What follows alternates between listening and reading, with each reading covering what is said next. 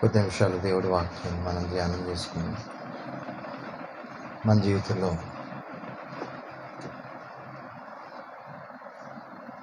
ఒక ధన్యకరమైన అనుభవం ఏంటంటే, దేవుడు ఎప్పుడు సంతోషిస్తాడు? మనం మంచిగా ఆత్మీయంగా ఎదిగినప్పుడు దేవుడు సంతోషిస్తాడు. మనం అన్ని విషయాలు ఎదిగినప్పుడు దేవుడు సంతోషిస్తాడు. నెక్స్ట్ నేను ఎప్పుడు సంతోషిస్తానంటే, మీరు కూడా ఆత్మీయంగా ఎదిగినప్పుడు మీరు మాటలు చెప్తుంటే నాకు ఎంత ఉప్పొంగుతుందో మనసు అంతా. హల్లెలూయా. ఈ కడవరి దినాల్లో ప్రతి ఒక్కరు కూడా ఒక స్వార్థికుడిగా దేవుని పనిచేసే వాళ్ళుగా ఉండాలి. చాలా సంతోషం. ఇప్పుడు మీరు మాట్లాడిన ప్రతి మాటలు కూడా దేవుడు మన వీటిలో ఆశీర్వదించుగాక. ఆమేన్. వాక్యంలోకి వెళ్దాం. యోహాను సువార్త 18వ అధ్యాయం. అందరూ త్వరగా తీయండి. యోహాను సువార్త 18వ అధ్యాయం 14వ వాక్యం. అక్కడ ఏం రాయబడిందంటే, పేజీ నెంబరు 99వ పేజీ చూడండి.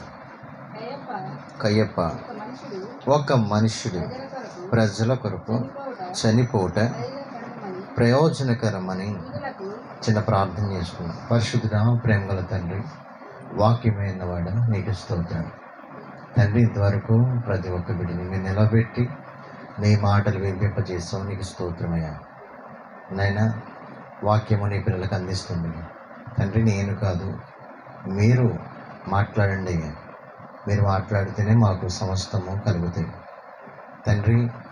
నీ యొక్క సహాయము కావాలి, నీ ఆత్మ నడిపింపు కావాలి తండ్రి. మీ స్వరం మేము వినాలి. అటువంటి కృప అందరికీ దయచేసి మమ్మల్ని ప్రభా నీ వాక్యంలో స్థిరపరచండి. వాక్యం మా హృదయాల్లో ప్రతిష్ఠింపచేయండి తండ్రి. నీ కొరకు బ్రతుకుని మాకు దయచేయండి. యేసునామములో ఈ ప్రార్థనని వేడుకొంచున్నాను తండ్రి. ఆమేన్. ఈ యొక్క శుభ శుక్రవారం రోజు, గుడ్ ఫ్రైడే రోజు దేవుడు మనకిస్తున్న వాక్యం, ఒక మనుషుడు ప్రజల కొరకు చనిపోవుట ప్రయోజనం. ఎవరు చెప్పారు ఈ మాట? కయ్యప్ప చెప్తున్నాడు. ఒక మనుషుడు ప్రజల కొరకు ఒక మనుషుడు చనిపోవడం. ఇదేంటి? ఒక మనిషి ఎందుకు చనిపోవాలి? ఆయన ఎందుకు చనిపోవాల్సి వచ్చింది? యేసుప్రభువు వారు చనిపోతే మనం అందరం ఎందుకు ఆ విషయాన్ని ధ్యానం చేయాలి? ఇవన్నీ కూడా మనం ఆలోచన చేస్తే, ప్రజలందరి కోసం, ప్రపంచంలో ఉన్న ప్రతి ప్రజ కోసము ఒక్కళ్ళు చనిపోవాలట. ఒక్కరు చనిపోవడం అంటే, ఈ లోపల చాలామంది చనిపోయారు. వాళ్ళు చనిపోవడం వల్ల దేశానికి కానీ మనకు కానీ కొన్ని ప్రయోజనాలు కలుగుతాయేమో అనుకుంటాం, కానీ ఏమీ కలగవు. కానీ ఒక మనిషి, ఆ మనుషుడు ఏ మనుషుడై? యేసు ప్రభు వారి గురించి ఈ మాట రాయబడింది. ఆ మనుషుడు ఎవరో, ఆ మనుషుడి గురించి ఏం విషయాలో అక్కడ ధ్యానం చేస్తే మనకి చాలా అర్థం అవుతుంది. చాలామంది చనిపోతే ఏమంటారంటే, ఆ రోజుని బ్లాక్ డే అంటారు. అది అసలు మంచి రోజు కాదు అంటారు. ఇంకా ఏమంటారంటే, అసలు ఆ రోజు చాలాగా బాధపడిపోతూ ఉంటారు. కానీ ఈ శుక్రవారం మాత్రం ఏమంటారు? Good Friday. అంటే గుడ్ ఎక్కడి నుంచి వచ్చింది? మంచి ఎక్కడి నుంచి వచ్చింది? అసలు యేసుక్రీస్తు ప్రభు వారు చనిపోవటం వల్ల ఏమి ప్రయోజనం కలిగింది? మనుషులందరికీ ఏ ఒక్క జీవితాల్లో ప్రయోజనం కలిగింది? అసలు దేవుడు చనిపోతాడా? దేవుడికి మరణం ఉంటుందా? దేవుడు మరణించడం ఏంటి? చాలామంది మిమ్మల్ని అడగొచ్చు, దేవుడు మరణించడం ఏంటి? దేవుడు మరణించితే ప్రయోజనం ఏంటి? ఇవన్నీ కనుక మనం చూస్తే కనుక, ఆయన పుట్టుక, ఆయన జీవితము కూడా ఒక ప్రవచన సారం. అవన్నీ కూడా ప్రవచించబడ్డాయి. ఆదికాండం 3వ అధ్యాయము దగ్గర నుంచి ఆ యొక్క ప్రవచనాలన్నీ కూడా ఉన్నాయి. ప్రకటన గ్రంథం వరకు కూడా అన్ని ప్రవచనాలే, యేసు ప్రభు గారి గురించిన ప్రవచనాలే. ఎందుకంటే ఆయన ఈ లోకానికి వస్తాడని, ఆయన ఎలా వస్తాడో, ఎవరికి ఆయన జన్మిస్తాడో, ఆయన ఏ ప్రాంతంలో పుడతాడో, ఆయన సేవ ఎప్పుడు ప్రారంభిస్తారో, ఎన్ని అద్భుతాలు చేస్తాడో, ఎన్ని మహత్కార్యాలు చేస్తాడో, ఆయన ఎటువంటి వాడు, ఎటువంటి పరిశుద్ధుడో, ఆయన కార్యాలు ఎటువంటి కార్యాలు, ఆయన శిలువ మీద ఎలాగైతే మరణిస్తాడో శ్రమ పొంది, ఆయన మళ్ళీ ఎలాగైతే తిరిగి లేస్తాడో, ఆయన యెరూషలేముకి ఎలాగైతే గాడిద మీద వస్తాడో ఇవన్నీ కూడా ప్రవచనాలు రాయబడి ఉన్నాయి. ఆయన తిరిగి 3వ దినాన్ని లేవటం కూడా రాయబడి ఉంది. ఆయన ఎలా వస్తాడో కూడా రాయబడి ఉంది. ఇవన్నీ కూడా ప్రవచనాలు. ఆ ప్రవచనాల్లో ఒక్కడి కూడా తప్పిపోలేదు. ఇప్పటి వరకు కూడా జరుగుతూనే ఉన్నాయి. యేసు ప్రభువు 2000 సంవత్సరాల క్రితం ఈ లోకానికి వచ్చారు. ఆయన మన కోసం తన ప్రాణాన్ని అర్పించారు. ఇదే రోజు కొన్ని సంవత్సరాల క్రితం ఆయన శిలువ మీద ప్రాణం పెట్టారు. ఆయన చనిపోవటం అంటే ఏంటంటే ప్రయోజనం. ఎందుకు ప్రయోజనమైంది? ఒక మనిషి, ప్రపంచం అంతటి కోసం ఒక మనిషి ఎందుకు బలియాగం అవ్వాల్సి వచ్చింది? గడిచిన వారం మనం ఆయన యెరూషలేము మటల ఆదివారం రోజు ఆయన యెరూషలేము వస్తుండగా మనం చదివాము. ఆయన ఎందుకు రావాల్సి వచ్చిందో మనం చదివాము. అయితే దానియేలు గ్రంథంలో ఒక ప్రవచనం ఉంటుంది. ఆ ప్రవచనం నెరవేర్పు ఏంటంటే మెస్సియా 7 వారాల గురించి ఉంది. 62 వారాలు ఉంది, 70 వారాలు ఉంది. ఈ 70 వారాల్లో మెస్సియా ఎప్పుడు వస్తాడో, ఏ టైంకి వస్తాడో అది కరెక్ట్గా చూస్తే యేసుప్రభువు వారు పుట్టిన కాడ నుంచి కరెక్ట్గా యెరూషలేము వెళ్ళే టైంకి 70 అది పూర్తయిందన్నమాట. ఇవన్నీ కూడా ఒక్క రోజు కూడా తప్పిపోదు, ఒక్క సెకండ్ కూడా బైబిల్ తప్పిపోదు. ఇవన్నీ కూడా ప్రవచనానుసారంగా జరుగుతున్నాయి. ఇవన్నీ కూడా జరుగుతున్నప్పుడు ఒక మనుష్యుడు, ఆ మనుష్యుడు ఈ లోకానికి రావాల్సి వచ్చింది. దేవాతి దేవుడైంది కూడా ఆయన తన ప్రాణాన్ని అర్పించడానికి ఎందుకు శరీరాన్ని ధరించుకున్నాడు? చూడండి, యోహాను సువార్తలోనే 19వ అధ్యాయం 5వ వాక్యంలో చూస్తే కనుక ఆయన పునరుద్ధానము, ఆయన యొక్క సమస్తము కూడా లేఖనాలన్నీ నెరవేర్చారు. ఆయన గురించి పిలాతు చెప్తున్న మాటలు ఏంటంటే 19వ అధ్యాయం 5వ వాక్యం, మొండ్ల కిరీటం పెట్టారు, యోధా రంగు వస్త్రాలు ధరింపజేశారు. పిలాతు ఇదిగో ఈ మనుష్యుడు. ఎవరంట? అక్కడ పెద్ద అక్షరాలు రాయబడినాయి చూడండి. ఎప్పుడైనా బైబిల్లో పెద్ద అక్షరాలు ఉంటే అక్కడ చాలా ఆలోచన చేయాలి మనం. ఇది ఎవరి గురించి రాయబడింది, దేని గురించి రాయబడింది, మర్మం ఏంటి? అది ఈ మనుష్యుడు, ఇదిగో ఈ మనుష్యుడు అని రాయబడింది. ఎవరైనా ఆ మనుష్యుడు ఎవరు? ప్రపంచం కోసం చనిపోవటం ప్రయోజనకరమైన మనిషి ఎవరు? యేసుక్రీస్తు ప్రభువారు. ఇదిగో ఈ మనుష్యుడు. పిలాతు చెప్తున్నాడు, ఆయన ఇదిగో ఈయనే ప్రపంచం కోసం చనిపోవడానికి సిద్ధంగా ఉన్నాడు. పస్కా బలి పశువు, ఇదిగో లోక పాపలు మోసుకొని పోయే దేవుని గొర్రె పిల్ల. ఇదిగో చూడండి, అక్కడ ఇదిగో అన్నప్పుడు ఒక మాట మనకు అర్థమవుతుంది. యోహాను సువార్తలో 1వ అధ్యాయంలో ఉంటుంది, ఇదిగో దేవుని గొర్రె పిల్ల. గొర్రెల్ని, మేకల్ని, కొన్ని జంతువుల్ని బలి ఇచ్చేవారు. ఆ బలులన్నిటినీ సమాప్తి చేసి ఒకే ఒక బలిగా యేసుక్రీస్తు ప్రభువారు ఈ లోకానికి, ఇదిగో దేవుని గొర్రె పిల్లగా ఆయన ఈ లోకానికి వచ్చారు. ఆ గొర్రె పిల్లకి మచ్చ ఉండకూడదు, డాగు ఉండకూడదు, అది చాలా పవిత్రమైనది ఉండాలి. యేసు ప్రభు గారి గురించి లేఖనం ఏం చెప్తుందంటే హెబ్రీయులకు రాసిన పత్రిక 7వ అధ్యాయం 26వ వాక్యంలో, పవిత్రుడును, నిష్కల్మషుడును, నిర్దోషియు, పాపుల్లో చేరక ప్రత్యేకంగా ఉన్నవాడు మన దేవుడు ఎవరట?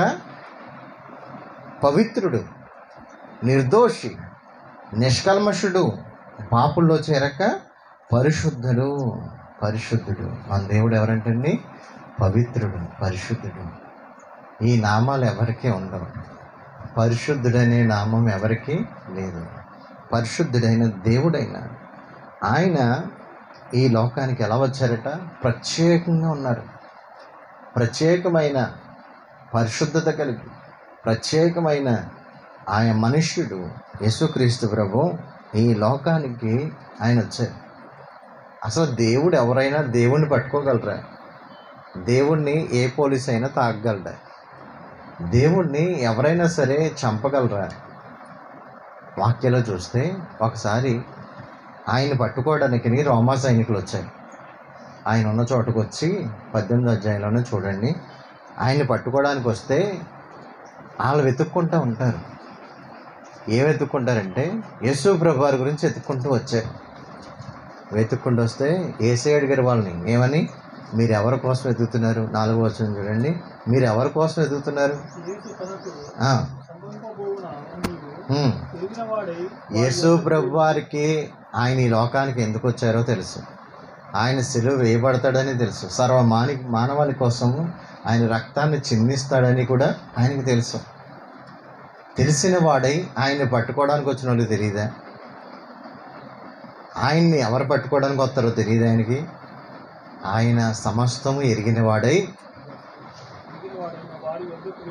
వారి వద్దకు వెళ్ళి, మీరు ఎవరిని వెతుకుచున్నారు?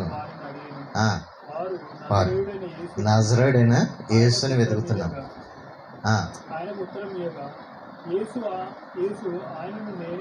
ఆయనను నేనే అన్నాడు. అంతే, ఒక మాట చెప్పాడు, ఆయనను నేనే. అప్పుడు ఏం జరిగిందో చూడండి.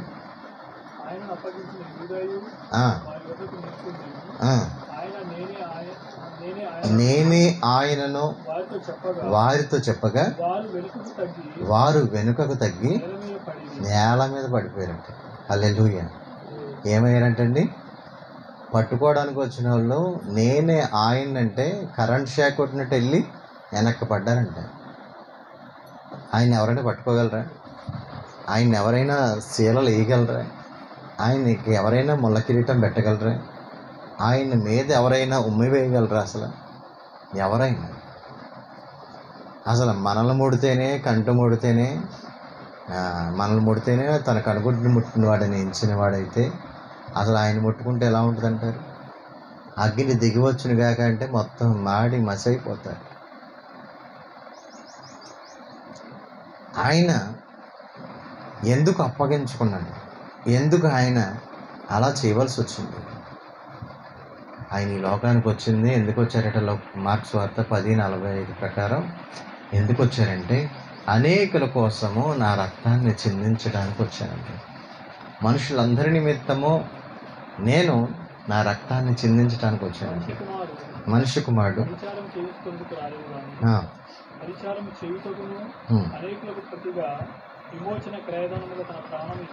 తన ప్రాణం ఇచ్చడానికి వచ్చాడు. అనేకులకు ప్రతిగా విమోచించడానికి, ప్రాణం ఇవ్వటానికి ఆయన వచ్చాడు. విమోచన క్రయధనముగా తన ప్రాణాన్ని ఇవ్వటానికి వచ్చాడు.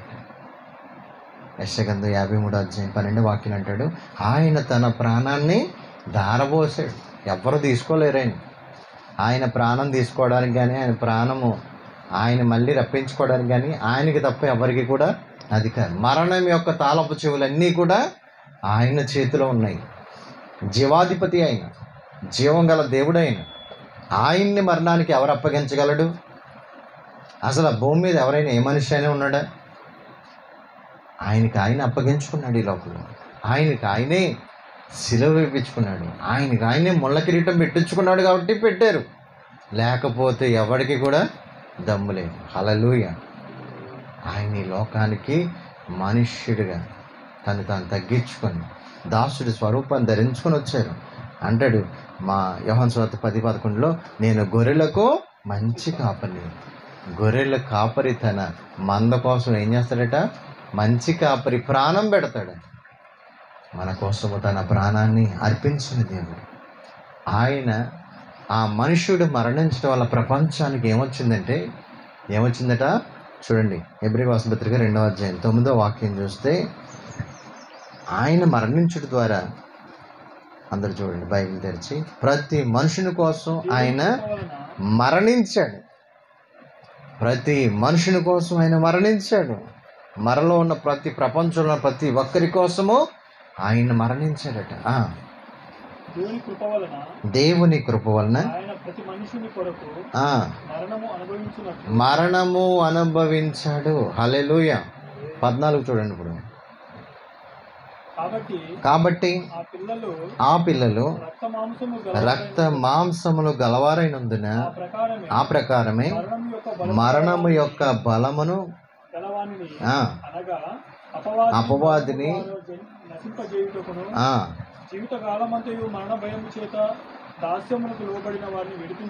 మరణ భయము చేత దాస్యానికి లోబడిన వారిని విడిపించటానికి ఆయన కూడా రక్త మాంసములలో పాలివాడయ్యాడట. చూడండి, ఆయన మన కోసం మరణించాడు, ప్రజలందరి కోసం. ఒక మనుషుడు యేసుక్రీస్తు ప్రభువారు మరణించడం ద్వారా మనకు వచ్చిన ఉన్నతమైన ఆశీర్వాదం ఏంటంటే, లాభం ఏంటంటే, ఆయనంట మనలాగే మన శరీరాన్ని ధరించుకొని రక్త మాంసాలు గలవాడు ఈ లోకానికి వచ్చి ప్రతి మనుషుడిని విడిపించాడు, అపవాది క్రియలను లయము చేశాడు. అపవాది యొక్క మరణం ఎవరి నుంచి వచ్చింది? అపవాది దగ్గర నుంచి. పాపం వలన ఏమొస్తుంది? పాపం వల్ల వచ్చే జీతం ఏంటి? మరణం. అందరూ దేవుడు అనుగ్రహించే మహిమను పొందలేక పాపంలో పడిపోయినప్పుడు అసలు పాపం ఎక్కడి నుంచి వచ్చింది? యేసు ప్రభువారు ఆయన మరణపు ముళ్ళును విరిచినవాడు. మరణమా నీ ముళ్ళెక్కడ? మరణమా నీ విజయం ఎక్కడ? మరణపు ముళ్ళును విరిచిన వాడని నేను అంటాడు. అసలు మనుషుడు దేనికి భయపడ్డా కానీ మరణం అంటే ఖచ్చితంగా భయపడతాడు. మరణ భయము చేత బంధించబడిపోయారు ప్రపంచం అంతా కూడా. ఇప్పుడు భూకంపం చెప్తున్నాను. మొన్న మయన్మార్ ఇంకా చాలా దేశాల్లో భూకంపం వస్తే ఒక ఇంచుమించు 24 అంతస్తులు 25 అంతస్తులు ఇలా కుప్పకూలిపోయినాయి. దాని కింద 1000 మంది సజీవంగా అలాగే కుప్పకూలిపోయారు, చనిపోయారు. తెలీదు ఏ టైంకి ఏం జరుగుతుందో, భయం. మళ్ళీ ఇంకా భూకంపం హెచ్చరికలు చెప్తానే ఉన్నారు.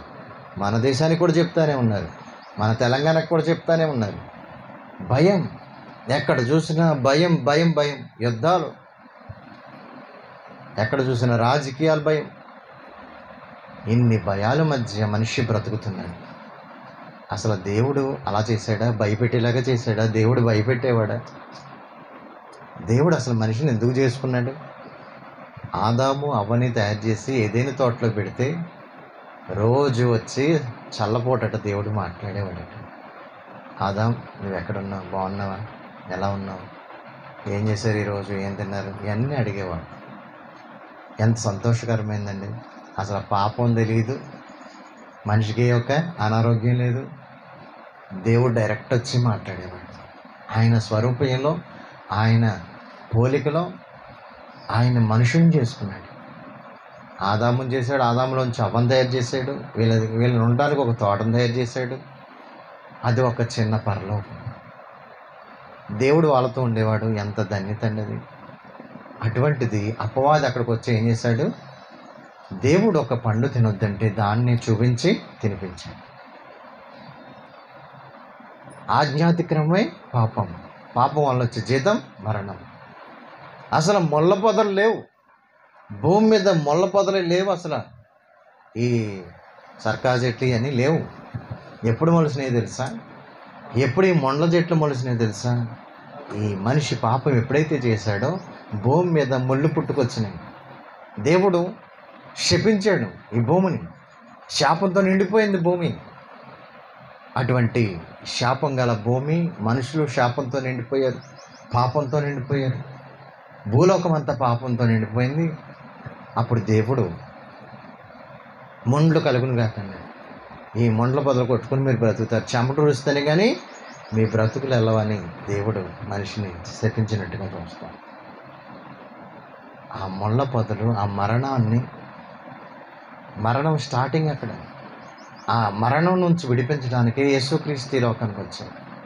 అందరి కోసం, అందరి పాపాన్ని విడిపించడానికి, మనుషులందరినీ రక్షించడానికి శిలువ మీద బలి అయి రక్తము చిందింపకుండా పాపక్షమాపణ కలుగదు అని సర్వసాధారణంగా చెప్పవచ్చును కదా అంటాడు బైబిల్లో. ఇప్పుడు చూడండి, లోకల్లో ఏదైనా పండుగ వస్తే చాలు వాళ్ళు ఏం చేస్తారు? ఒక గొర్రెని కానీ మేకని కానీ బలి ఇస్తూ ఉంటారు. ఎందుకు? ఇవన్నీ ఎక్కడి నుంచి వచ్చినాయి?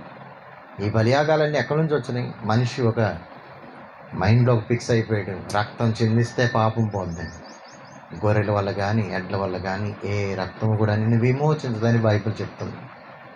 ఒకే ఒక రక్తం మన కోసము సమాప్తం చేయడానికి, మన యొక్క పాపాలని సమాప్తం చేయడానికి, మనల్ని రక్షించడానికి ప్రపంచంలో ఆయన ఈ లోకానికి ఎలా వచ్చాడట? ఇదిగో ఆ మనుష్యుడు. హల్లెలూయా! ఇదిగో ఈ మనుష్యుడు, ఆయన యేసుక్రీస్తు ప్రభువు, పరిశుద్ధుడైన దేవుడు. ఆయన రక్తాన్ని చిందిస్తేనే కానీ మనిషికి విమోచన కలగదు, పాప క్షమాపణ కలగదు. అందుకే ఆయన ఈ లోకానికి వచ్చి మరణ భయముతో, మరణ దాస్యములో ఉన్న ప్రజల్ని అపవాది యొక్క బలంలో నుంచి, మరణం యొక్క బలంలో నుంచి విడిపించడానికి ఆయన ఈ లోకానికి ఎలా వచ్చాడట? మనుష్యుడిగా వచ్చాడు. రక్త శరీరాల్లో పాలివాడయ్యాడు. జీవితకాలం అంతా భయం నుంచి విడిపించడానికి ఇప్పుడు మనము ఆయన మరణం జయించాడు కాబట్టి మనకి మరణం మీద ఎటువంటి హక్కు లేదు. ఇదిగో క్రీస్తు యేసునందున్న వారికి ఏ శిక్షా విధి లేదు. మనకు ఇప్పుడు ఏం లేదట? మరణం మీద భయం లేదు. ఎందుకంటే యేసయ్య ఎలాగైతే మరణించి తిరిగి లేచాడు, మనం కూడా అలాగే మరణించి తిరిగి లేస్తాం. అందుకే మనకి మరణం అంటే భయం పడకూడదు క్రైస్తవం. హల్లెలూయా! కొలస్సీయులకు రాసిన పత్రిక 1వ అధ్యాయం 19వ వాక్యం చూస్తే కనుక అక్కడ ఏముందంటే, ఆయన సమాధానపరచడానికి వచ్చాడు ఈ లోకాన్ని, మధ్యవర్తిగా వచ్చాడు. ఆయన పరలోకాన్ని, భూమిని, భూమి మీద ఉన్న ప్రజల్ని తండ్రితో సమాధానపరచడానికి వచ్చినట్టుగా మనం చూస్తాం.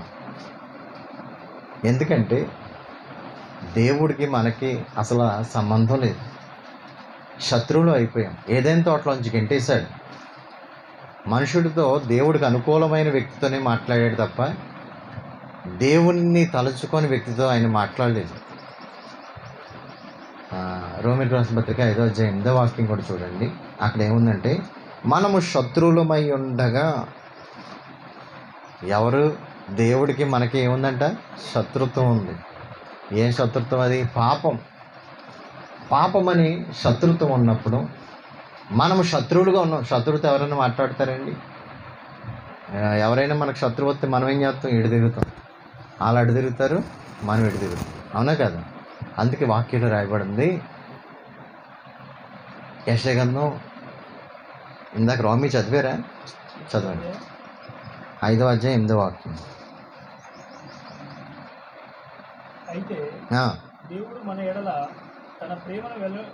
దేవుడు మన ఎడల తన ప్రేమను వెల్లడి చేసి ఉన్నాడు. ఎట్లనగా, మనం ఇంకను పాపులమై ఉండగానే క్రీస్తు మన కొరకు చనిపోయాడు. కాబట్టి ఆయన రక్తం వలన ఇప్పుడు నీతిమంతులుగా తీర్చబడి మరింత నిశ్చయముగా ఆయన ద్వారా ఉగ్రత నుంచి తప్పించబడుతున్నాం మనం. హల్లెలూయా! ఆయన మరణించడం ద్వారా, ప్రజలందరి కోసం ఒక మనిషి మరణించడం ద్వారా మనం ఉగ్రత నుంచి నరకం నుంచి తప్పించబడుతున్నాం. ఆయన ఈ లోకానికి రావడం ద్వారా ఒక మార్గం ఏర్పడింది. దేవుడికి మనకి సమాధానం ఏర్పడింది. అక్కడ కిందే ఉంటుంది చూడండి, శత్రువు అని.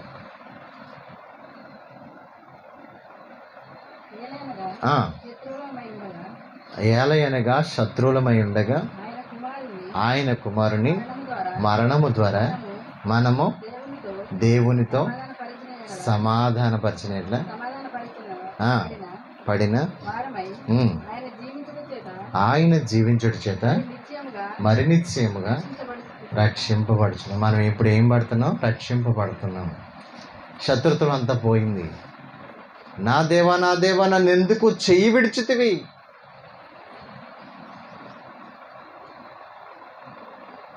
దేవుడు చెయ్యి విడిచిపెడితే ఎలా ఉంటుంది? దేవుడు మనకి దూరం అయితే ఎలా ఉంటుంది? అసలు బ్రతకగలమా? సిలువలది, నా దేవా, నా దేవా, ఏలీ లమా శబక్తాని, నన్ను విడవద్దు, నా చెయ్యి విడవద్దు. ఎందుకంటే ఇప్పుడు యేసయ్య ఏం చేస్తున్నారు? శత్రువులు అయిన దేవుడికి మనకున్న శత్రుత్వాన్ని ఇప్పుడు ఏం వేసుకున్నారు? యేసయ్య మీద వేసుకున్నారు. ఆ సిలువ శ్రమ, శోధన, ఆ యొక్క పాపం అంతా కూడా ఇప్పుడు ఎవరు మోస్తున్నారు? యేసయ్య మీద పడ్డది. ఇప్పుడు శత్రువు ఎవరయ్యారు? మనతో సమాధానమేమో దేవుడికి సమాధానపరిచి ఆయన ఈ లోకానికి వచ్చిన చేసిన పని ఏంటంటే తండ్రికి మనకి సమాధానపరిచాడు. హల్లెలూయా. మన పాపం అంతా తీసివేసి మన దోషములన్నీ కడిగి మనల్ని పవిత్రులుగా చేసి తండ్రితో సమాధానపరిచాడు. ఆయన త్యాగం గొప్పది, ఆయన యొక్క ప్రేమ గొప్పది. వాక్యంలో చూడండి, 1 యోహాను పత్రిక 3వ అధ్యాయం 16వ వాక్యంలో ఏముందంటే, ఆయన మన నిమిత్తము ప్రాణం పెట్టిన కనుక దీని వలన ప్రేమ ఎట్టుదో మనకి అర్థమైంది. చూడండి, 1 యోహాను పత్రిక 3వ అధ్యాయం 16వ వాక్యం.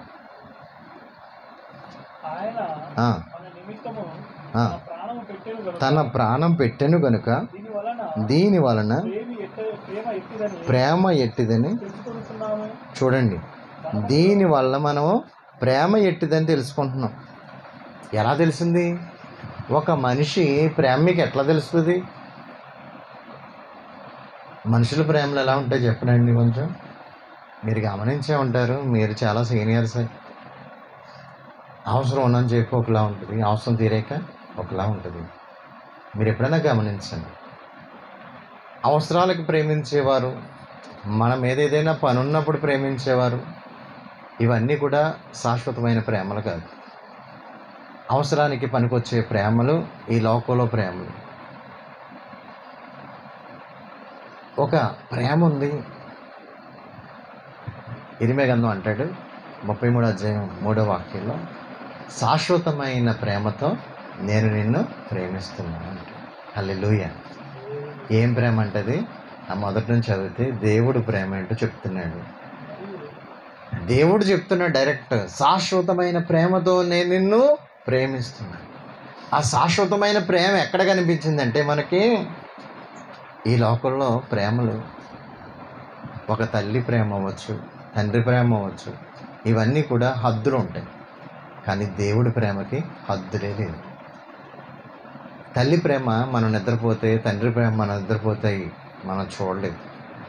కానీ దేవుడి ప్రేమ కొనుకక నిద్రపోక పగలు ఎండ దెబ్బ, రాత్రి ఎండ దెబ్బ తగలకుండా కాచే ప్రేమ, శాశ్వతమైన ప్రేమట. శాశ్వతమైన ప్రేమతో నేను నిన్ను ప్రేమిస్తున్నాను. అది మనుషుల దగ్గర ఎక్కడ దొరకదు. అది ఎవరి దగ్గర టార్చ్ లైట్గా భూతద్దాలు పెట్టి చూసినా కనపడదు. అది ఒక్క దేవుడు మాత్రమే ఇవ్వగలిగిన ప్రేమ. ఆ శాశ్వతమైన ప్రేమ ఎక్కడ చూపించాడంటే శిలువ మీద చూపించాడు. ఇదిగో నీవు మరణించాల్సిన ప్లేస్లో నేను మరణించాను. చదువుతారా? ఆయన మన నిమిత్తము తన ప్రాణం పెట్టెను కనుక. 3:16 చూడండి, 1 యోహాను పత్రిక.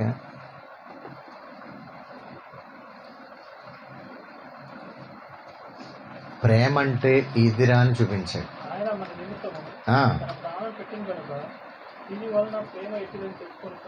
ప్రేమ ఎట్టితో తెలుసుకున్నాం. ఇదిరా ప్రేమ అంటే అని చూపించాడు. మాటలతో చేసేది కాదు ప్రేమ, మిమిక్రీ చేసేది కాదు, నటించేది కాదు ప్రేమ. మన కోసము ప్రాణం ఇచ్చింది నిజమైన ప్రేమ. హల్లెలూయా. ఈ లోకంలో ఈ ప్రేమలన్నీ పక్కన పెడితే, నిజమైన ప్రేమను ఎరిగితే, నిజమైన ప్రేమను నువ్వు గ్రహిస్తే, నిజమైన ప్రేమను నువ్వు అనుభవిస్తే, అందుకే వాక్యంలో రాయబడింది, యెహోవా ఉత్తముడని రుచి చూసి తెలుసుకోండి. ఆయన ప్రేమ ఏంటో చూడండి. ఆయన నీ కోసం తన ప్రాణాన్ని ఇచ్చేసాడు. అంతకంటే ప్రేమించే వాళ్ళు ఎవరుంటారండి? అటువంటి ప్రేమ కలిగిన దేవుణ్ణి మనం నమ్ముకోవడం ఎంత ధన్యత. మన కోసం తన ప్రాణాన్ని ఇచ్చేసాడంటే నీకేం తక్కువ చేస్తాడు? ఇదిరా ప్రేమ అంటే అని చూపించాడు. హల్లెలూయా. చూడండి, కొలస్సీ రాసిన పత్రిక, ఎఫెసీ రాసిన పత్రిక 3వ అధ్యాయం 18వ వాక్యాలు అంటాడు, దేవుని ప్రేమ అంట ఎత్తు కానీ, లోతు కానీ, వెడల్పు కానీ ఎవ్వరూ గ్రహించలేరట.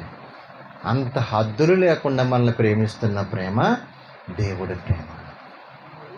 అటువంటి ప్రేమ 3:18 ఆయన ప్రేమ అంటండి, లోతు తెలుసుకోలేం, ఎత్తు తెలుసుకోలేం, వెడల్పు కూడా మనం తెలుసుకోలేమంట. అంత గొప్పది, సరిహద్దులు లేని, కొలతలు లేని ప్రేమ అది.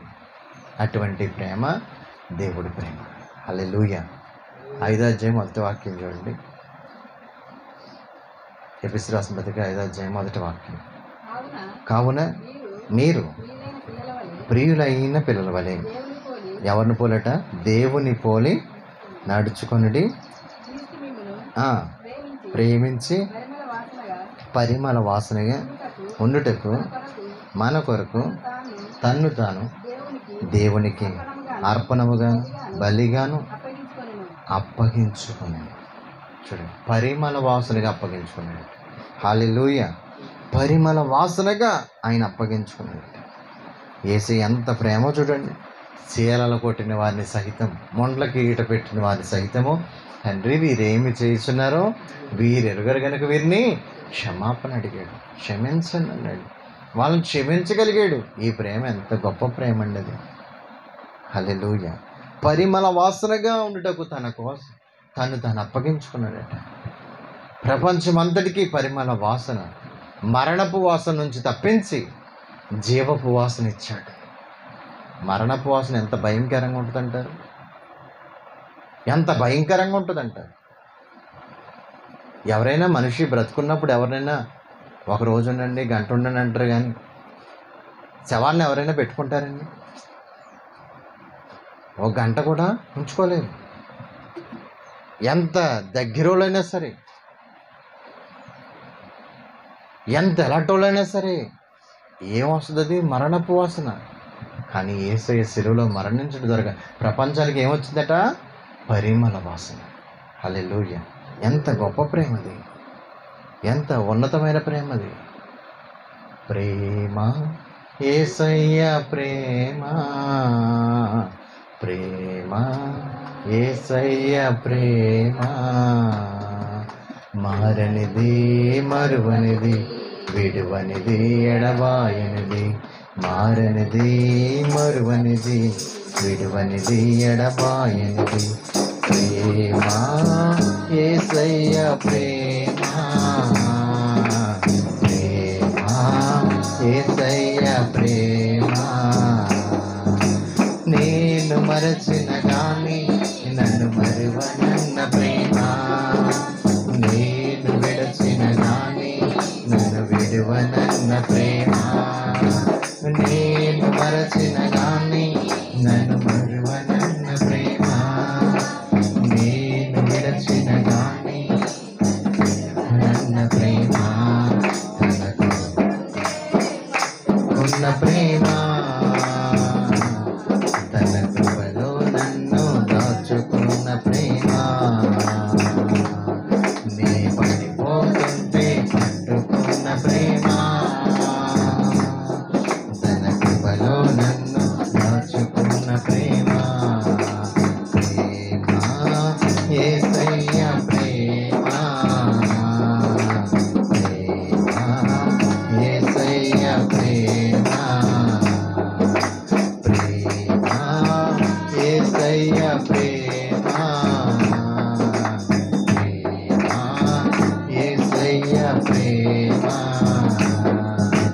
నేను పుట్టక ముందే నన్ను ఎన్నుకున్న ప్రేమ, నేను ఎరుగక ముందే ఏర్పరచుకున్న ప్రేమ, నేను పుట్టక ముందే నన్ను ఎన్నుకున్న ప్రేమ, నేను ఎరుగక ముందే నన్ను ఎన్నుకున్న ప్రేమ, తన అరచేతుల్లో చిక్కుకున్న ప్రేమ, ఎదగోతుల్లో నన్ను దాచుకున్న ప్రేమ, తన అరచేతుల్లో చిక్కుకున్న ప్రేమ, ఎదగోతుల్లో నన్ను దాచుకున్న ప్రేమ. మరువనిది, మరువనిది, విడువనిది, ఎడబా అందరికీ మారనిది, మరువనిది, విడువనిది, ఎడబాయనిది. ప్రేమ, యేసయ్య ప్రేమ, ప్రేమ, యేసయ్య ప్రేమ, ప్రేమ, యేసయ్య ప్రేమ, ప్రేమ, యేసయ్య ప్రేమ. హల్లెలూయా! ఆ ప్రేమ ఎవ్వరు కూడా చూపించలేను నీ కోసం ప్రాణం పెట్టిన ప్రేమ. కరెక్ట్గా 9 గంటలకు సిలువ వేయబడి 3 గంటల వరకు కూడా సిలువలో నీ కోసము అల్లాడిన ప్రేమ. ఒంటి నిండా రక్తపు గాయాలు, 24 గంటలు ఆయన ఎంత శ్రమ అనిపించాడో తెలుసు. ఆయన ఈ లోకానికి వచ్చినప్పుడు ఆ చివరి 24 గంటలు చాలా భయంకరమైన శ్రమ, శోధన. ఆ నరకాన్ని ఎందుకు అనుభవించాడో తెలుసు. నీ కోసం, నా కోసం ఒక మనుష్యుడు మరణించుట ప్రయోజనం. ఎవరా మనుష్యుడు? యేసుక్రీస్తు ప్రభు. ఆయన ఎందుకు కొరడా దెబ్బలు తిన్నాడు? మన కోసం ఎందుకు ఆయన గాయాలు పొందాడు? మన కోసం ఎందుకు ఆయన అంతగా శ్రమ పడ్డాడు? నిన్ను నన్ను ఆ మార్గంలోకి తీసుకెళ్ళాలి, ఆ మార్గంలో ఉంచాలి, ఆ పరలోక మార్గాన్ని చూపించాలి. ఆయన మనుషుడిగా లోకానికి వచ్చి నిన్ను నన్ను కూడా ఆయన రక్షించుకున్నాడు. 3 గంటల సమయంలో ఆయన ఎటువంటి ప్రాణం అర్పించాడు. ప్రపంచమంతటికి ఎందుకు గుడ్ ఫ్రైడే అయిందో మనం చూస్తే కనుక ఆయన ఆ 24 గంటల టైంలో ఎంత శ్రమ అనిపించాడో. ఆయన ఒలివ తోటకి వెళ్ళారు ప్రార్థన చేయడం. ఆ తోటలో ప్రార్థన చేస్తుంటే చెమట ఏమైందట? రక్తంగా మార్చబడి. చెమట బిందువులు పట్టలే, ఆ రక్తం గారుతుంది. ఎంత శ్రమ, శోధన చూడండి. ఆయనకి చెమట, మనకి చెమట పడుతుంది కదా, ఆ టైంలో ఆయనకి ఏం పడుతుందట? రక్తం పడుతుంది. ఇదంతా ఎవరి కోసం? దేనికోసం? ఆయన అంతగా శ్రమ ఎందుకు పొందాల్సి వచ్చింది? ఎక్కడ చూసినా ఆ శిలువ మోసుకొని వస్తూ ఉంటే అన్యాయపు తీర్పు ఉంది. అబద్ధ సాక్షులు సాక్ష్యం చెప్తే ఆ శిలువను మోయించుకుంటూ నడిపిస్తూ ఉంటే ఆ శ్రమ, శోధన, ఆ కళ్ళల్లో నీళ్ళ తిరగకుండా ఆగు. మనకి అంత భయంకర శ్రమ మన దేవుడు అనుభవించాడు. ఎందుకు ఆయన అనుభవించాడు? ఒకసారి ఈ లోకంలో మంచి డైరెక్టర్ ఆయన. ఆ దేశంలో చాలా సినిమాలు తీశాడు.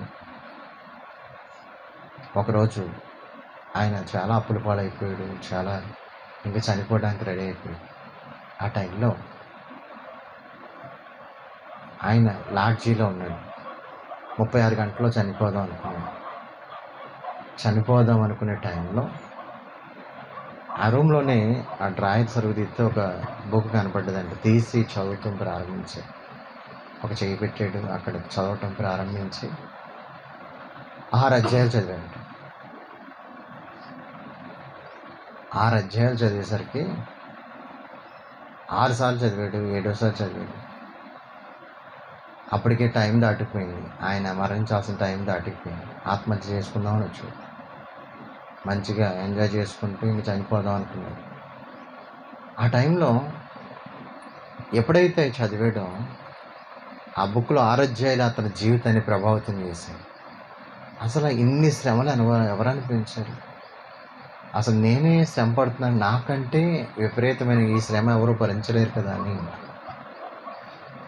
ఒక డైరెక్టర్, సినిమా డైరెక్టర్ ఆ వాక్యాన్ని చదివి, బైబిల్ గ్రంథం అది 6 అధ్యాయాలు చదివాడు. యోహాను సువార్తలోని మనం చదివిన అన్నీ కూడా ఆ చదివిన వాక్యం ద్వారా అతని జీవితాన్ని మార్చుకొని యేసు ప్రభుని తన సొంత రక్షకుడిని అంగీకరించి ఆ శ్రమల గురించిన ఒక సినిమా తీసాడు. అందరూ కూడా ఆ సినిమా నేను తీస్తానంటే యేసు ప్రభు శ్రమలు ఆ 24 గంటలని గంటన్నరలో తీయాలని అందరికీ చెప్తుంటే అసలు సినిమాలో ఏముండాలి? పాటలు ఉండాలి, ఫైట్లు ఉండాలి, ఇవన్నీ ఉండాలి, లేకపోతే ఆ సినిమా ఎవడు చూడంటే. కానీ ధైర్యం చేసి తీశాడండి. యేసు ప్రభు శ్రమల కూర్చున్న cinema passion of the Christ అని. ప్రపంచంలో ఇప్పటివరకు అటువంటి సినిమా రాలేదు. హల్లెలూయా. ఒక ఉన్నతమైన వ్యక్తిగా మంచి పేరు గుర్తింపులు వచ్చేసినాయి. ఏ చదివాడు? ఈ మనుషుడి గురించి. ఒక మనుషుడు చనిపోవటము ప్రయోజనకరం. ఈరోజు అనేక మంది దొంగలు మారడానికి, అనేక మంది పాపలు ఉన్నవారు మారడానికి, అనేక మంది ఈ లోకంలో దోపిడీ చేసేవాళ్ళు మారడానికి గల కారణం బైబిల్. అనేక మంది మారడానికి బైబిల్ ఒక్క వాక్యంతో అనేక మంది పట్టబడ్డారు.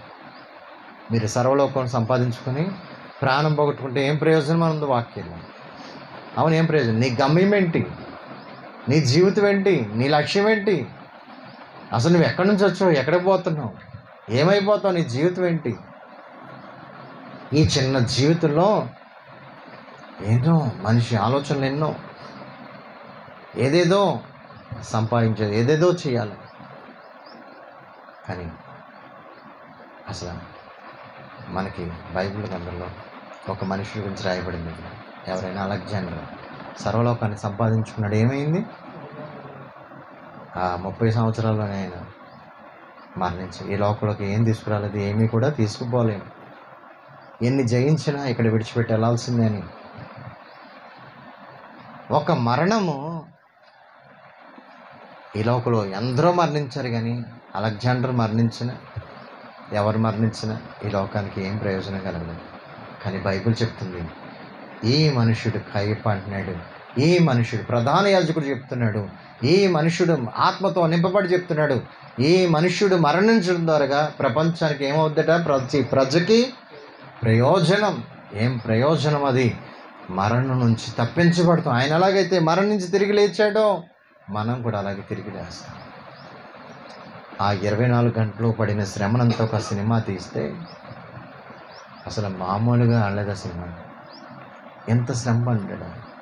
ఆ సినిమా హీరోగా యాక్ట్ చేసిన మనిషి కూడా మారిపోయాడండి. హల్లెలూయా. యేసు ప్రభుని సొంత రక్షణగా అంగీకరించారు. ఇవన్నీ కట్టుకథలు కాదు, వాళ్ళ సాక్ష్యాలు, నిజ సాక్ష్యాలు మన జీవితంలో. ఆ శ్రమను చూసినప్పుడు మన బ్రతుకు మారాలి. ఆ శ్రమను చూసినప్పుడు యేసయ్య ఎటువంటి వాడు ఇంకా నువ్వు తెలుసుకోవాలి. ఆయన ప్రేమ ఏంటో తెలుసుకోవాలి. పరిమళ వాసనగా ఉండటానికి ఆయన మన కొరకు తను తాను అప్పగించుకున్నాడట.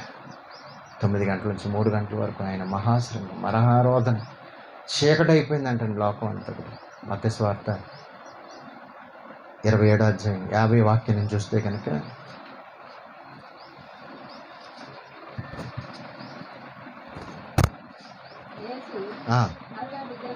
యేసు మరలా బిగ్గరగా కేక వేసి ప్రాణం విడిచాను.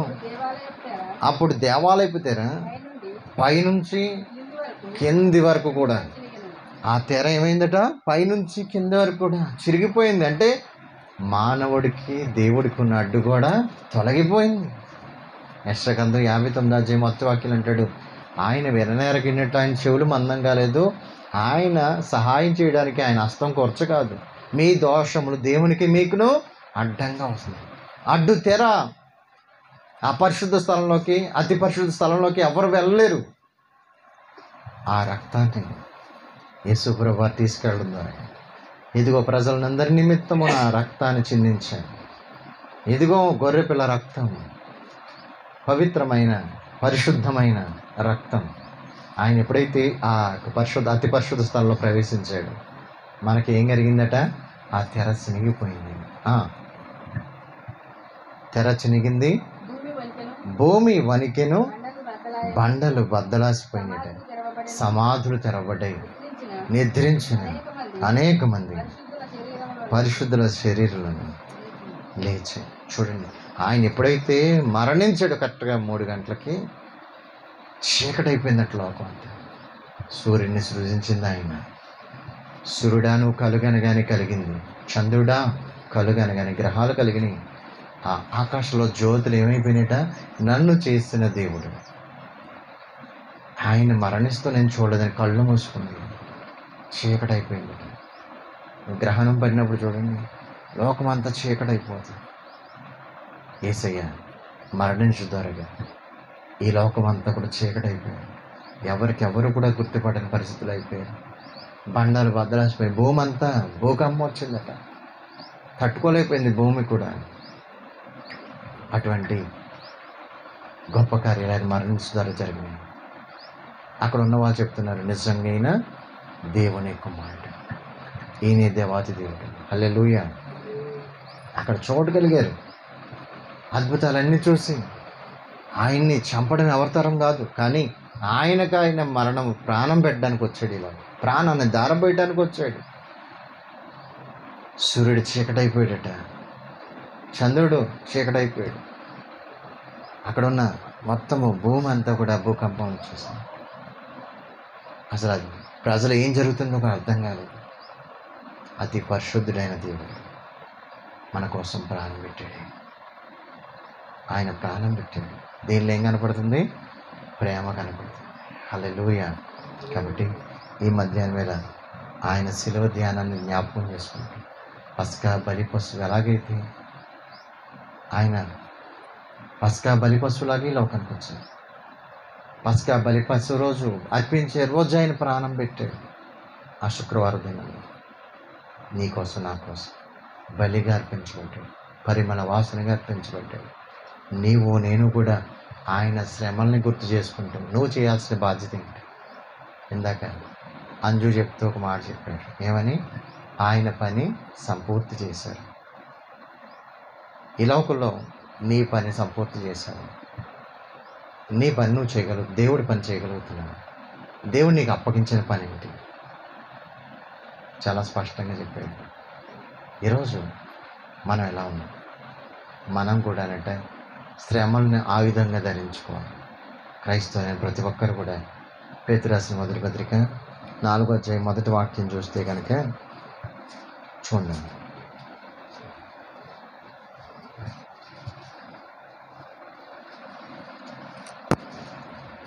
త్వరగా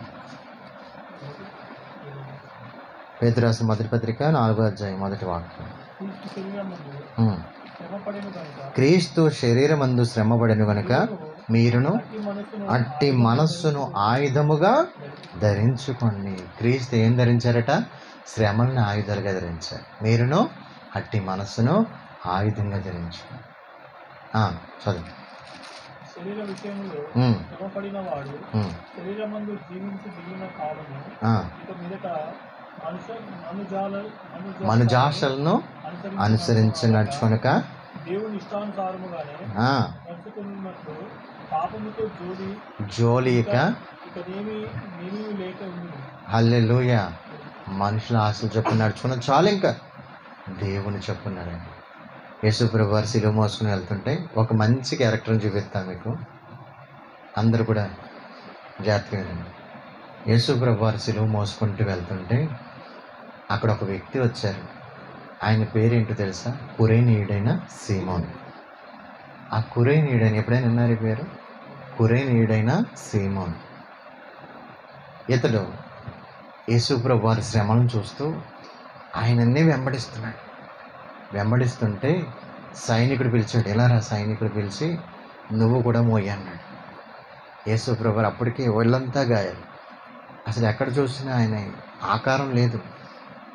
మొత్తం అంతా కూడా దున్నబడిన శరీరం అనే స్వరూపమైన సొగసాని మొళ్ళ కిరీటం పెడితే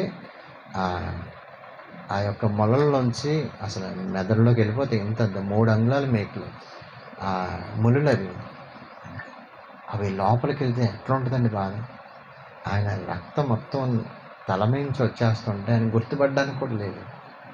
ఆ యేసయ్యని చూస్తూ ఆయన వెంబడిస్తూ యేసయ్య కార్యాలు చూసిన వాళ్ళు, ఆయన్ని వెంబడించే వాళ్ళు అందరూ ఉన్నారు. కానీ ఎవరిని పిలిచారు? కురేనీయుడైన సీమోను పిలిచి చూడండి. 23వ అధ్యాయం, మత్తయి సువార్త 23వ అధ్యాయంలో 26వ వాక్యం నుంచి చూస్తే కనుక యేసు ప్రభు వారి సహాయకుడిగా, ఆ శిలువ భారాన్ని మోసేవాడిగా మనకు కనపడుతుంది. చదువు. 23వ అధ్యాయం 26వ వాక్యం. గిన్నెయు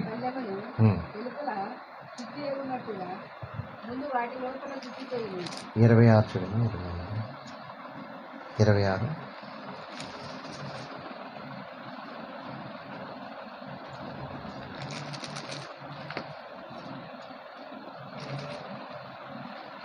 31 చూడండి. అప్పుడు యేసు వారిని చూసి, ఈ రాత్రి మీరందరూ నా విషయమని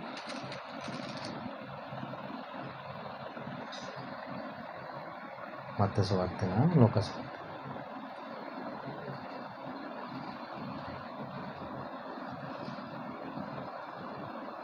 లూకాసు వార్త చూడండి.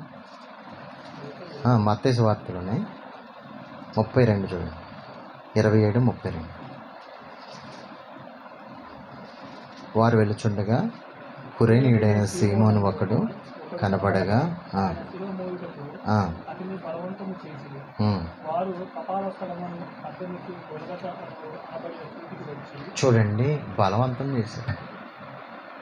మనం క్రైస్తవులుగా అసలు ఒక కురేనీయుడైన సీమోను, ఒక పల్లెటూరు వ్యక్తి యేసు ప్రభు చూడడానికి వచ్చాడు.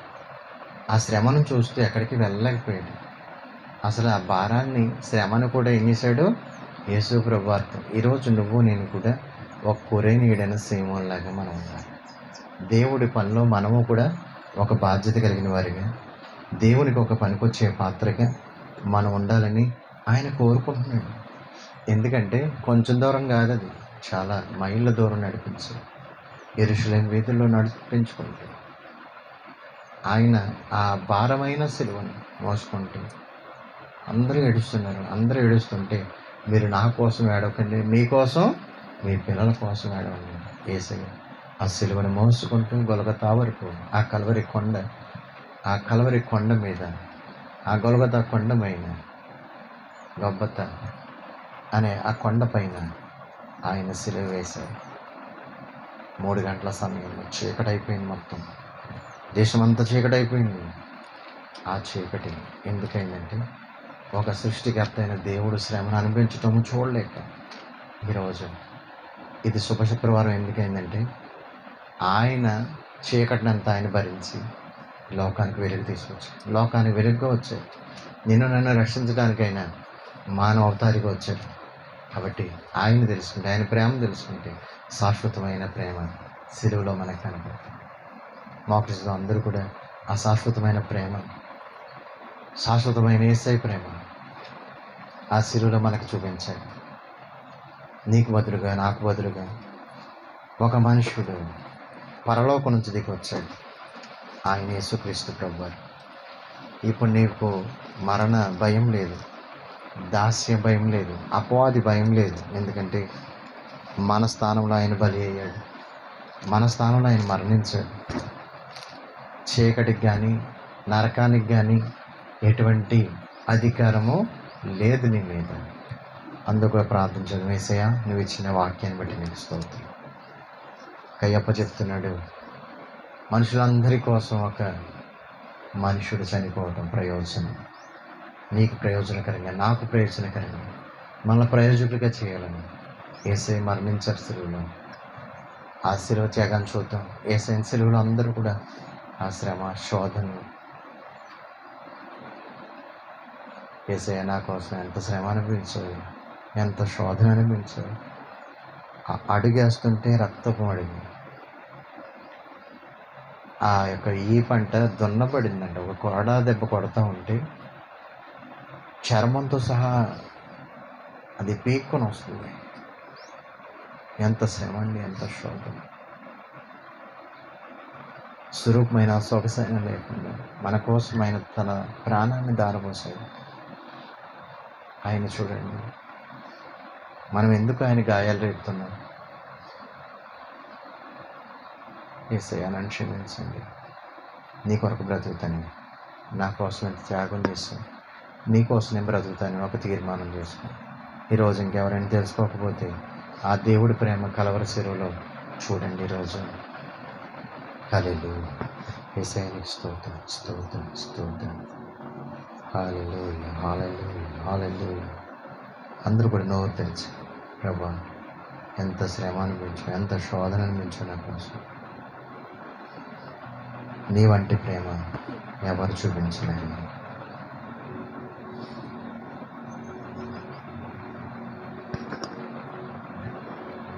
పదములు చాలని ప్రేమ ఇది, స్వరములు చాలని వర్ణనది. పదములు చాలని ప్రేమ ఇది, స్వరములు చాలని వర్ణనిది.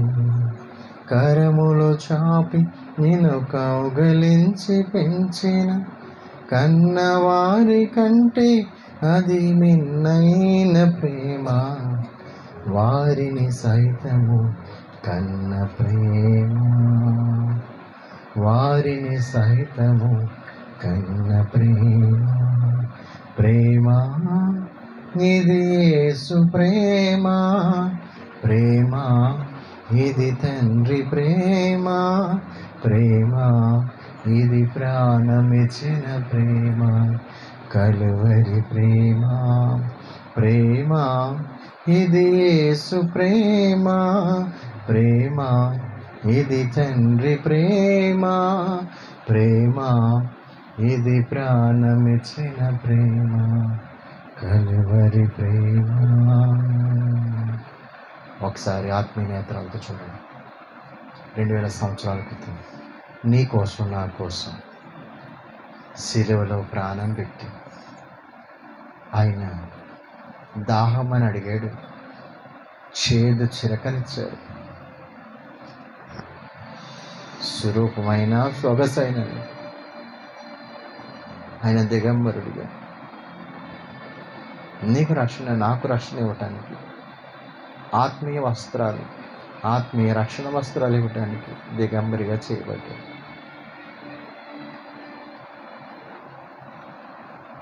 ఆయన దాసుడిగా వచ్చాడు ఈ లోకానికి, తన ప్రాణం ఇవ్వడానికి వచ్చాడు. అటువంటి ప్రేమ ఎవ్వరూ చూపించలేరు.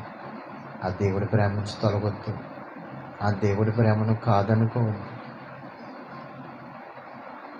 నిత్యము నిరంతరము నీ కోసం ఎదురు చూసే దేవుడి ప్రేమ. 2 చేతులు చాపి ప్రయాసపడి భారం మోసుకున్న సమస్యలు నా యొద్దకు రండి, నేను మీకు విశ్రాంతిని ఇస్తాను. పిలిచిన ప్రేమ అది, నిన్ను నన్ను రక్షించిన ప్రేమ. దేవుడు లోకమును ఎంతో ప్రేమించాను. ఆ ప్రేమ ఏంటో తెలుసా? శరీరం మీద చూపించాడు శాశ్వతమైన ప్రేమని. ఈ లోకులు ఎవరు శాశ్వతంగా ప్రేమించరమ్మా, ప్రేమించరు నాన్న. నిన్ను ప్రేమించేది దేవుడు మాత్రమే, యేసయ్య మాత్రమే. అది శాశ్వతమైన ప్రేమ.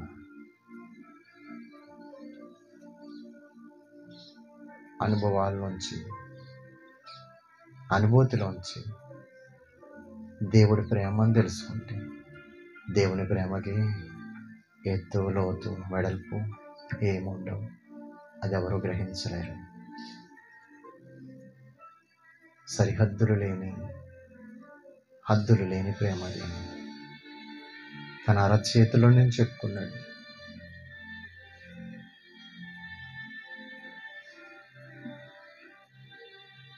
ఆ శీలలు కొడతా ఉంటే, తండ్రి వీరేమి చేస్తున్నారు, వీరే తెలియదు, వీరిని క్షమించండి అని. ఎంత ప్రేమ అండి! ఒక బందిపోటు దొంగ బరబ్బాను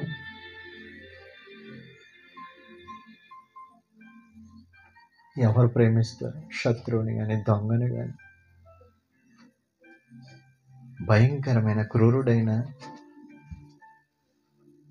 బరబ్బాను విడుదల చేసి ఆ స్థానంలో యేసయ్య మరణించి, నీ కోసం నా కోసం మన స్థానంలో యేసయ్య మరణించి.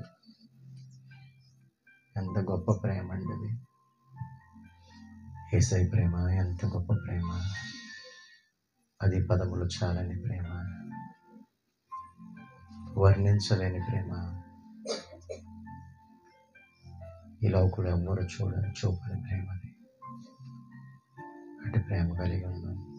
లోకమా, తెలుసుకోండి ఆయన ప్రేమ. ఆయన ప్రేమను తెలుసుకుంటే నువ్వు రక్షణ పొందుతావు, నరకం తప్పించబడతావు. నీకోసం నా కోసం ప్రాణం పెట్టింది ఆయన. ఆయన 3 దినాలు వచ్చి తిరిగి రాబోతున్నాడు. హల్లెలూయా, హల్లెలూయా. యేసయ్యా.